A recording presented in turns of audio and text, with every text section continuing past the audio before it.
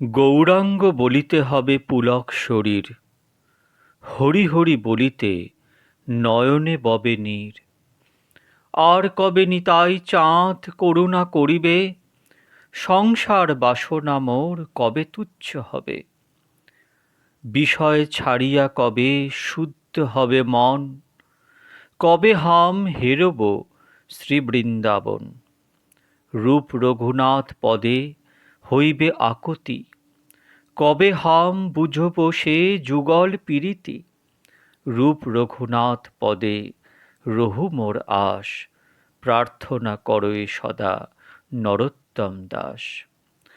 ভক্তগণ, আস্বাদন করছিলাম আমাদের সবার পরম পূজ্য বড় বাবাজি মহারাজ শ্রী শ্রী ১০৮ রাধারমণ চরণ দাসদেবের দিব্য জীবনী গ্রন্থ চরিত সুধা। এর আগের দিন আস্বাদন করেছিলাম গিরিন বাবুর সহিত মিলন। আজ আস্বাদন করব আমাদের পরম পূজ্য বড় বাবাজি মহারাজের প্রথম শিষ্য নবদ্বীপ দাদার বিদায়। এই বিষয় আপনারা খুব সাবধানে শ্রবণ করবেন। মহতের ক্রিয়াকলাপ বোঝা দুঃসাধ্য। তাঁরা এক কার্য করতে ৫-৭ কার্য করে থাকেন।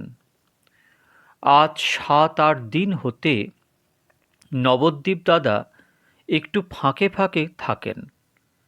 বাবাজি মহাশয়ের সঙ্গে কথাবার্তা তেমন কি দেখাশোনা পর্যন্তও নেই। তিনি কলুটোলা কুঞ্জবাবুদের বাড়িতে থাকেন। মাঝে মাঝে যদিও একবার ওই বাসা বাড়িতে আসেন, কিন্তু দুই ভাইয়ে দেখাশোনা নেই। প্রথম শিষ্য হলেও তারা ছিলেন দাদা ভাইয়ের মতন। ইনিও ভাইয়ের কথা জিজ্ঞাসা করেন না, আবার ভাইও দাদার কথা জিজ্ঞাসা করেন না। এনাদের এই রূপ অভিমান প্রায় মাঝে মাঝেই হয়ে থাকে। যত বিপদ সঙ্গীগণের, সঙ্গীগণ উভয়কেই প্রীতির চোখে দেখে থাকেন। কারণ ওনারা যদিও নবদ্বীপ দাদার গুরুভাই হন, তথাপি অনেক সময় ওনারই উপদেশ অনুসারে চলে থাকেন, অর্থাৎ নবদ্বীপ দাদার উপদেশ অনুসারে চলে থাকেন। নবদ্বীপ দাদার উপর তাদের এতই আন্তরিক টান যে বরং বাবাজি মহাশয়ের কোনো কথা তারা অবহেলা করতে পারেন, কিন্তু নবদ্বীপ দাদা যা করতে বলবেন তা প্রাণপণে আচরণ করবেন। তারা নবদ্বীপ দাদাকে না পেয়ে সর্বদা দুঃখিত। কোনো দিন দাদা আসলে সকলে ঘিরে বসে নানারূপ প্রাণের দুঃখ জানাতে থাকেন এবং বলেন, দাদা আমাদিগকে পরিত্যাগ করছেন।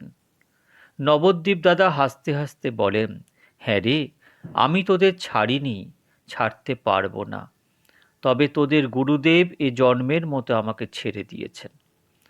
বাবাজি মহাশয় এবং নবদ্বীপ দাদা এই উভয়ের মধ্যে কারোর অভিমান হলে পরস্পর পরস্পরের প্রতি সম্মানসূচক ভাষা প্রয়োগ করে থাকেন। অর্থাৎ কীরকম বাবাজি মহারাজ, কেমন আছেন, ভজন সাধন বেশ চলছে তো? অপরে বললেন, আজ্ঞে আপনার কৃপায় এক প্রকার চলছে, আশীর্বাদ করুন যেন আপনাদের পাদপদ্মে মতি থাকে, ইত্যাদি। সম্প্রতি এই অভিমানের কারণ যে কি তা কেউ বুঝতে পারছেন না। তবে মোটামুটি যতটা অনুসন্ধান পাওয়া গিয়েছে তাতে বোঝা যায় যে অভিমানের সূত্র রায়বাহাদুর প্রসন্নবাবুর বাগান হতে আরম্ভ হয়েছে। অভিমানের মূল সূত্র গুরুতত্ত্ব নিয়ে। নবদ্বীপ দাদা বলেন, নিতাই গৌরাঙ্গ মিলিত তনু শ্রী গুরুদেব। গুরুতত্ত্ব সর্বোপরিতত্ত্ব। গুরু পূজা হলেই সকলের পূজা হল। গুরুদেবের সন্তোষে সকলের সন্তোষ। কৃষ্ণের উষ্ঠেও গুরুস্ত্রাতা গুরৌরষ্ঠে ন কশ্চন। গুরু সেবা করলেই সকলের সেবা করা হলো, গুরুর নাম জপ করলেই সকল নাম করা হলো, ইত্যাদি। বাবাজি মহাশয় বলেন, যদিও তত্ত্বত গুরুতত্ত্বে এবং ভগবত তত্ত্বে অভেদ, এ কথা সুসত্য, কিন্তু কার্যত প্রভেদ না রাখলেও উচ্ছৃঙ্খলতা হয়ে থাকে। প্রকাশমান বস্তুমাত্রই দৃষ্টাংশে এবং তত্ত্বাংশে ভেদাভেদ প্রকাশ স্বীকার না করলে ধর্মবিপ্লব বা শাস্ত্রের অপলাপ করা হয়। গুরুতত্ত্ব প্রচারের তত্ত্ব নয়, গুরুতত্ত্ব নিজ নিজ ভাব অনুসারে আস্বাদ্য। ভগবত তত্ত্ব বরং সহজে অনুভবগম্য হয়ে থাকে, কিন্তু গুরুতত্ত্ব বিশ্বাস হওয়া সহজ নয়। গুরুতত্ত্ব অতীব কঠিন তত্ত্ব, তাই জীব যাতে সহজে গুরুতত্ত্ব অনুভব করতে পারে, পূর্বাপূর্ব আচার্যগণ সেই উপদেশ করেছেন। যথা অখণ্ডমণ্ডলাকারম ব্যাপ্তম যেন চরাচরম তৎপদং দর্শিতং যেন তস্मै শ্রীগুরুবে নমঃ। গুরুরূপা সখীর বামে ত্রিবঙ্গ হইয়া ঠামে চামরের বাতাস করিব ইত্যাদি। গুরুকে ভগবৎ প্রাপ্তির সহায়কারী রেখে যত সহজে উপাসনা চলতে পারে, সাক্ষাৎ বুদ্ধিতে তত সহজে হতে পারে না। অন্তরে ভাব বা বিশ্বাস না জন্মালে দেখাদেখি বা অনুরোধে আচরণ করতে গিয়ে সেই পথকে কলঙ্কিত করা ভিন্ন আর কিছুই হয় না। আজকাল অনেক স্থানে দেখা যায় যে শব্দগত উপাসনা, অর্থাৎ কতকগুলি বড় বড় কথা মুখস্থ করে সেইভাবে চলতে পারুক আর না পারুক, সেই পথের পথিক বলে অন্তত লোকের নিকট পরিচয় দেওয়া চাই। সুতরাং পথভ্রষ্ট হওয়া যায়। নবদ্বীপ দাদা বলেন, তবে কি আচার্যং মাং বীজানিয়াম নিয়াবমন্যেত কহির্চিৎ নমর্তবুদ্ধা শুয়েত সর্বদেবময়ো গুরু গুরুর্ব্রহ্মা গুরুর্বিষ্ণু গুরুর্দেব মহেশ্বর ন গুরু অধিকং কিঞ্চিত ইত্যাদি বাক্যকে মিথ্যা বলতে হবে? গুরুকে ভগবৎ প্রাপ্তির সহায় বলে যে তাকে ভক্তি বিশ্বাস করা, তার নাম মারফতদারি ভক্তি। অর্থাৎ যতক্ষণ পর্যন্ত আমার অভীষ্ট বস্তু লাভ না হয় ততক্ষণ পর্যন্তই গুরু ভক্তি। একে ভক্তি না বললেও কোনো দোষ হতে পারে না। উত্তরে বাবাজি মহাশয় বলেন যে গুরুতত্ত্ব এবং ভগবত তত্ত্ব যে অভেদ, এ কথা আমি অস্বীকার করছি না। যারা সেইভাবে উপাসনা করেছেন তাদেরকে দোষ দিচ্ছি না। আমার বলবার উদ্দেশ্য এই যে অধিকারী ভেদে আচরণ করা দরকার। কারণ মহাজনগণ বলেছেন, অধিকারী নহে চায় ভাব আচরিতে, অল্পকালে বিনাশ হয় হাসিতে খেলিতে ইত্যাদি। কলির জীব কোমল শ্রদ্ধ এবং অবিশ্বাসী। আজ পর্যন্ত রাধা গোবিন্দ বা নিতাই গৌরকেই জগতের লোক মানতে চায় না। এরপর যদি আবার নিজ নিজ গুরুকে অবতার খাড়া করা হয়, তবে জগতের উপকারের পরিবর্তে অপকার করাই হবে নাকি? এসব প্রচার করা কখনোই উচিত নয়। মোট কথা, নবদ্বীপ দাদার ইচ্ছা, যেরূপ রাধা গোবিন্দ মিলিত বপু শ্রীমন মহাপ্রভু এবং বলরাম অনঙ্গ মঞ্জরি মিলিত বপু নিত্যানন্দ প্রভু, সেইরূপ নিতাই গৌরাঙ্গ মিলিত বপু বাবাজি মহাশয়, এই কথা সাধারণে প্রকাশ করা এবং সেইভাবে আচরণ করা। কিন্তু বাবাজি মহাশয় এর সম্পূর্ণ বিরোধী। উভয়ের বাহ্যিক মনোমালিন্যের প্রধান কারণ এই নিয়েই উভয়ের বাদানুবাদ, এই নিয়েই উভয়ের মতভেদ। ইতিপূর্বে একদিন বাবাজি মহাশয় প্রসন্ন কুমার রায়বাহাদুরের বাগানে বসে আছেন, কোনো কথা নেই। হঠাৎ ঠিক বালকের ন্যায় কেবল কাঁদছেন। সঙ্গীগণ অনেক প্রকার অনুসন্ধানেও কারণ নির্দেশ করতে না পারায় অগত্যা বিশেষ জেদ করে বাবাজি মহাশয়কে অকস্মাৎ ঐরূপ বিষাদের কারণ জিজ্ঞাসা করা তিনি বলেন, যে সমস্ত স্বতন্ত্রতার জন্য আমি সুরেন্দ্র, দেবেন্দ্র, ভবেন্দ্রকে পরিত্যাগ করলাম, আবার সেইরূপ স্বতন্ত্রতা আবার আরম্ভ হয়েছে। তাদের কথা মনে হলেই প্রাণ কেঁদে ওঠে। তারা এক একজন মহা শক্তি ধারণ করত। তাদের সঙ্গে সহিত তুলনায় বর্তমান সঙ্গীদিগকে যেন শৃগাল কুক্কুরের ন্যায় বোধ হয়। এই পরম ভাগ্যবান সুরেন ভবেন দেবেনের কথা প্রায়ই বাবাজি মহাশয়ের মুখে শোনা যেত। এতে অনুমান হয় এই মতভেদ নিয়ে বহুদিন হতে এদেরকে বাদানুবাদ চলছে এদের মধ্যে। সম্প্রতি যেন নবদ্বীপ দাদার নিজ মত সংস্থাপনের ইচ্ছাটা একটু প্রবল হয়ে পড়ল। কাজেই দাদা ভাইয়ের কথাবার্তা নেই। এদের পরস্পরের এই ভাবটি সঙ্গীগণকে বড়ই ব্যথা দিতে লাগলো। সঙ্গীগণ একবার বাবাজি মশাইকে বলতেন, আমাদের দাদাকে ভালো করে দিন। আবার নবদ্বীপ দাদাকে বলতেন, দাদা আপনার পায়ে পড়ি, আপনি বাবাজি মহাশয়ের সঙ্গে পূর্ববৎ ব্যবহার করুন। উত্তরে বাবাজি মশাই বলতেন, আমি কি করব? যে নবদ্বীপ আমার সুখে সুখী ছিল, সে আজ আত্মসুখী হয়েছে। অর্থাৎ এখন তার ইচ্ছা যে আমাকে একটা অবতার খাড়া করে। সুতরাং আমার সে নবদ্বীপ নেই, আমার সেই নবদ্বীপ আর নেই। আবার নবদ্বীপ দাদা বলেন, আমি কি করব? যে দাদা আমাদের রসময় বিগ্রহ, পরম করুণ, কোমল হৃদয়, বালকবৎ সর্বদা আনন্দময় ছিল, সে আজ মহাগম্ভীর, মর্যাদা বিধি নিষ্ঠা পরায়ণ পুরুষ, পরম বৈষ্ণব হয়েছে। কাজেই এখন আর আমার সেই দাদা নেই। এখন সে গৌর হরিদাস মহান্তের চেলা যাদবদাস বাবাজি। এইরূপে কয়েকদিন যায়।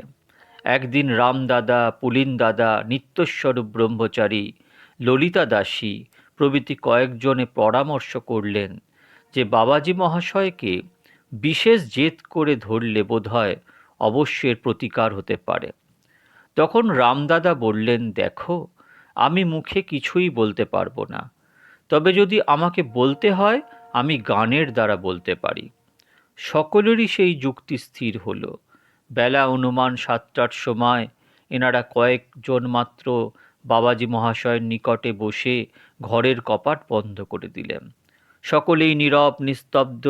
এই সময় রামদাদা কাতর কণ্ঠে আর্তস্বরে গান ধরলেন, নবা কি তোর কেউ নয় রে চরণ, একদিন নব অনুরাগে বাড়ালে সোহাগে, এখন কেন ভিন বাসহে এমন, ঠিক যেন পরের মতন, তোমার ভাব কিছুই বুঝি নারী, আমরা যে আর সহিতে নারী, মরি মরি প্রাণে মরি ইত্যাদি।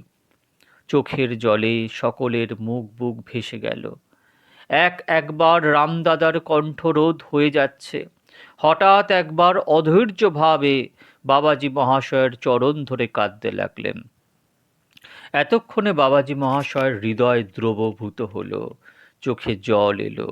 গদগদ কণ্ঠে বললেন, আচ্ছা আমায় কি করতে হবে বল। পুলিন বললেন, আজ্ঞে আদেশ করুন, নবদ্বীপ দাদাকে নিয়ে আসি। বড় বাবাজি বললেন, সে কি এ স্থানে আছে? পুলিন বাবু বললেন, আজ্ঞে না, তিনি আমাদের বাড়িতে আছেন। বাবাজি বললেন, সে তো অনেক দূর। পুলিন বললেন, আজ্ঞে না, আমি গাড়ি করে এক্ষুনি নিয়ে আসব। বাবাজি বললেন, কর যা তোদের ইচ্ছা, আমার কোনো আপত্তি নেই। তখন পুলিন দাদা এবং নিত্যস্বরূপ অতি দ্রুত গতি একখানা গাড়ি করে নবদ্বীপ দাদাকে আনতে গেলেন।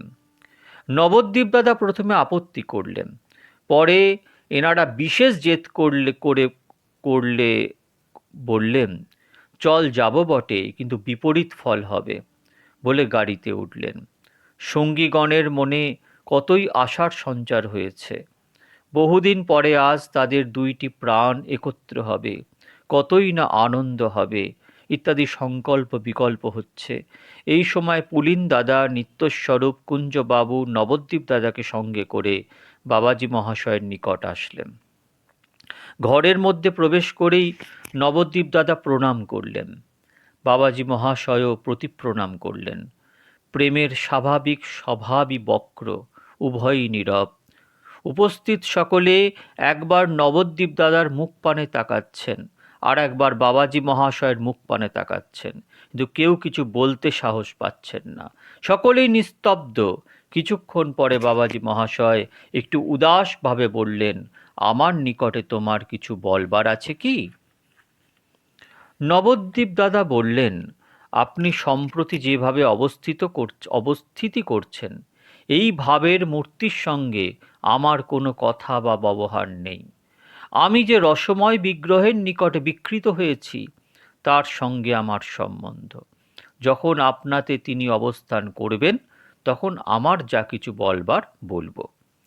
বড় বাবাজি বললেন, আমি তো জানি না আমি এখন কিরূপ আছি। মোট কথা, সম্প্রতি আমার সঙ্গে তোমার কোনো কথাবার্তার প্রয়োজন আছে কি?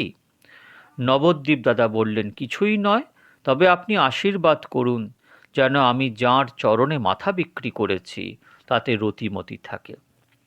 তখন রামদাদা নিত্যস্বরূপ পুলিন প্রভৃতিকে লক্ষ্য করে বাবাজি মহাশয় বললেন, কেমন, তোমরা আর আমায় কি করতে বলো?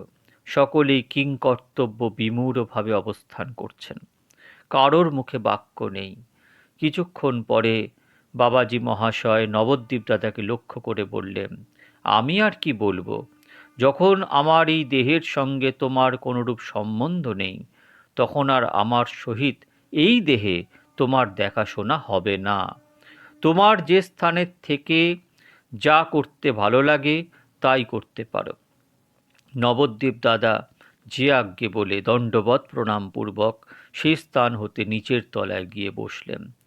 বাবাজি মহাশয়ের সঙ্গীগণ অনেকেই নবদ্বীপ দাদার কাছে বসলেন। তার কিন্তু সমান অবস্থা, কোনো বিষাদ নেই। সঙ্গীগণের সঙ্গে পূর্ববৎ আনন্দময় ব্যবহার করছেন। কিছুক্ষণ পরে বাবাজি মহাশয় নিচে আসছেন। জানতে পেরে নবদ্বীপ দাদা বললেন, দাদা বলেছেন এ জন্মে আর আমার সঙ্গে দেখা হবে না, অতএব স্থানে আর অধিক সময় থাকা উচিত নয়। কারণ যদি অনবধানতাবশত চোখে পড়ে যায় তবে তার কথা মিথ্যা হবে, সুতরাং আমি চললাম। বলতে বলতে দ্রুত গতি চলে গেলেন। উপস্থিত ব্যাপারে আমরা কি বুঝলাম? যে নবদ্বীপ দাদা এবং বাবাজি মহাশয় এক আত্মা, এক মুহূর্তের জন্য পরস্পর ছাড়াছাড়ি হলে উভয়ে ব্যাকুল। যে নবদ্বীপ দাদা দাদা বলতে অজ্ঞান, দাদার সুখের জন্য ত্রিজগৎকে তুচ্ছ জ্ঞান করতে থাকেন, এমনকি দাদাকে ছেড়ে নিতাই গৌর রাধাকৃষ্ণকে পর্যন্ত যিনি প্রার্থনা করেন না, তিনি আজ ঐরূপ বজ্রাদপি কঠোর বাক্যে বিন্দুমাত্র দুঃখিত বা ক্ষুব্ধ নন। পাছে দাদার বাক্য অসত্য হয় কিংবা দাদার মনে কষ্ট হয়, এই ভয়ে তাড়াতাড়ি নিজে স্থানান্তরিত হলেন। এই অমানসিক ব্যাপার নিয়ে আমাদের সমালোচনা করা সম্পূর্ণ ভুল বই আর কিছুই নয়। এদের মধ্যে একের নিন্দা অপরের প্রশংসা করলেই পতন অবশ্যম্ভাবী। এই উভয়ের বাহ্যিক ব্যবহার এইরূপ হবার কারণ আমাদের বিশ্বাস একমাত্র লোকশিক্ষা ভিন্ন আর কিছুই নয়। নবদ্বীপ দাদা নিরপেক্ষভাবে চলতে থাকে চান। তিনি বলেন, অন্যাপেক্ষা হলে প্রেমের গাঢ়তা না স্ফুরে। আমার মনে যেটি ভালো বুঝব বা যেরূপভাবে চললে আমার ভক্তিপথের উন্নতি হয়, আমি সেইরূপভাবে চলব। সে বিষয়ে লোকের কথা শুনতে যাব কেন? লোকে মন্দ বলে বলুক, লোকে আমায় ঘৃণা করে করুক, আমি যা প্রত্যক্ষ দেখব বুঝব তা কেন আচরণ করব না? বাবাজি মহাশয় বলেন, মহাপ্রভু পর্যন্ত লোকাপেক্ষা করেছেন, আমরা কোন ছাড়? ধর্ম সংস্থাপক প্রভু স্থাপেন ধর্ম সর্বধর্ম, লোকশিক্ষা হেতু কভু না লঙ্ঘেন কর্ম। অন্যত্র মহাপ্রভু নিতাইকে লক্ষ্য করে বলেছেন, লোকাপেক্ষা ছাড়ো তুমি কৃষ্ণ কৃপা হইতে, আমি প্রভু লোকাপেক্ষা না পারি ছাড়িতে। জোর করে লোকাপেক্ষা ছাড়া মহতের কার্য নয়, তবে আপনা আপনি যেটা ছেড়ে যায় যাক। যিনি ভক্তিপথের পথিক হবেন তিনি প্রথম হতেই মনে মনে দৃঢ় নিশ্চয় করে রাখবেন যে আমি কায় মনোবাক্যে কাউকে উদ্বেগ দেব না, আমার কোনরূপ ব্যবহারে যেন কেউ কষ্ট না পান, আমি সকলের মর্যাদা রক্ষা করে চলব ইত্যাদি। যদি প্রথম হতেই সংকল্প হলো যে আমি লোকাপেক্ষা রাখব না, তবে আর তন্ময়তা আসলো কই? এই কারণেই মহাপ্রভু ছোট হরিদাসকে উপলক্ষ করে জগৎকে শিক্ষা দিয়েছেন। বাবাজি মহাশয়ের কথাবার্তায় বা ব্যবহারে যা বোঝা যায় তাতে কেবলমাত্র লোকশিক্ষার জন্যই অভিন্ন কলেবর প্রিয় পার্শ্বদ নবদ্বীপ দাদার উপর এইরূপ কঠোর ব্যবহার। তিনিও তা বুঝতে পেরে অবনত মস্তকে দাদার আদেশানুরূপ কার্য করতে লাগলেন। তিনি চেষ্টা করলেই বাবাজি মহাশয়ের মন পরিবর্তন করতে পারতেন, কিন্তু তা করলেন না। বাবাজি মহাশয় কিন্তু কিছুদিন কলকাতায় থেকে সদলে নবদ্বীপ যাবার অনেক দিন পরে নবদ্বীপ দাদা নবদ্বীপে গেলেন। তখন ইনি সগণে নবদ্বীপ পরিক্রমায় বেরিয়ে গিয়েছেন। সুতরাং নবদ্বীপ দাদা এর উদ্দেশ্যে প্রণাম করে শ্রী বৃন্দাবন চলে গেলেন। জানি না প্রভুর কি ইচ্ছা, প্রায় 2 মাস কাল পরে নবদ্বীপ দাদার শরীর অসুস্থ হল। কিন্তু অপূর্ব শক্তি, শয়নে স্বপনে একমাত্র দাদা ছাড়া অন্য বলি নেই। একদিন নিজের শুশ্রূষাকারীদিগকে বলতেন, তোরা তাড়াতাড়ি মিশ্রির শরবত করে দে, ওই যে দাদা আমাকে দেখতে আসছেন, বড়ই গরম, কষ্ট হবে, বলে মিশ্রির শরবত খাওয়াতেন। এমনকি কোনো কোনো দিন একজনকে প্রত্যক্ষভাবে পর্যন্ত দেখেছেন। এইরূপে কয়েকদিন থেকে জগতে শ্রী গুরুদেবের প্রতি বিশুদ্ধ মাধুর্যভাবের আদর্শ দেখিয়ে রথ দ্বিতীয়ার 2 দিন পূর্বে অমাবস্যার দিন সকলকে বললেন, আমাকে ভ্রমর ঘাটের উপরে নিয়ে চল, আমি যমুনা মাকে দর্শন করব। সকলে তাই করলে। তখন করজোড়ে শ্রী যমুনাকে প্রণাম বন্দনা করে নাম করতে করতে আমাদের প্রাকৃত চক্ষুর অন্তরালে অবস্থানপূর্বক নির্বিবাদে অবিচ্ছেদে তার অভীষ্ট বস্তু উপভোগ করতে লাগলেন। নবদ্বীপ দাদার অলৌকিক শক্তি ও অভাবনীয় কার্যকলাপ দর্শনে বৃন্দাবনবাসী অনেক লোক আশ্চর্যান্বিত হয়ে গেলেন। তার বিরহ যেন তাদের অসহ্য হয়ে পড়ল। সকলেই হা হুতাশ করে বলতে লাগলেন, হায় রে, আমরা এইরূপ মহাপুরুষের সঙ্গ পেয়ে নিজ ব্যবহার বা বুদ্ধির দোষে অতি অল্প দিনেই বঞ্চিত হলাম। যতদিন পর্যন্ত ইনি বৃন্দাবনে আগমন করেছেন ততদিন যেন বাবাজি মহাশয় সর্বদার তরে স্থানে উপস্থিত ছিলেন। আজ আমরা একজনের জন্য দুজনের বিরহ জ্বালায় দগ্ধীভূত হচ্ছি। যারা নবদ্বীপ দাদার সঙ্গে অন্তত 2-1 দিন সঙ্গ করেছেন তারা মুক্ত কণ্ঠে কথা স্বীকার করবেন যে নবদ্বীপ দাদাকে পাওয়া মাত্র সকল অভাব মিটে যেত। এমনকি বাবাজি মহাশয়ের বিরহে একজন হয়তো খুবই কাতর হয়ে পড়েছেন, আহার নিদ্রা বন্ধ, কেবল অনবরত কান্নাকাটি করছেন। বাবাজি মহাশয়ের কোনো গণকে দেখলে তার বিরহ জ্বালা আরও দ্বিগুণতর প্রবল হচ্ছে। কিন্তু যেমন নবদ্বীপ দাদার দর্শন পেলেন অমনি তার সঙ্গে হাসি মুখে কথাবার্তা বলতে লাগলেন। আর তার হৃদয়ে বাবাজি মহাশয়ের বিরহ নেই। হায় হায়, আজ এহেন মহারত্ন প্রাকৃত চক্ষুর অন্তরালে অবস্থিত। এ অপেক্ষা আমাদের পক্ষে আর দুর্দৈবের কথা কি আছে? আমাদের অযত্ন বা অনাবধানতা বশতই বুঝি তিনি আমাদের সঙ্গে লুকোচুরি খেলতে ইচ্ছা করলেন। ভক্তগণ, নবদ্বীপ দাদু হলেন অসাধারণ এক মহাপুরুষ। বড় বাবাজি মহারাজ আমাদের পরম পূজ্য দাদামশায়ের প্রথম শিষ্য ছিলেন নবদ্বীপ দাস। এইভাবে নবদ্বীপ দাস অপ্রকট হলেন। এই লীলা বারবার স্মরণ মনন কীর্তনে আমাদের অপ্রাকৃত রাজ্যের অনেক কিছু আমরা লাভ করতে সক্ষম হব।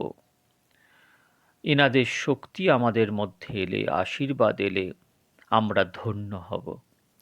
এই আশা নিয়ে আমি আজকে আমার বাণীকে এখানে শান্ত করছি। পরের দিন বড় বাবাজি মহারাজের অন্য লীলার কথা আস্বাদন করব। আপনারা ভালো থাকবেন।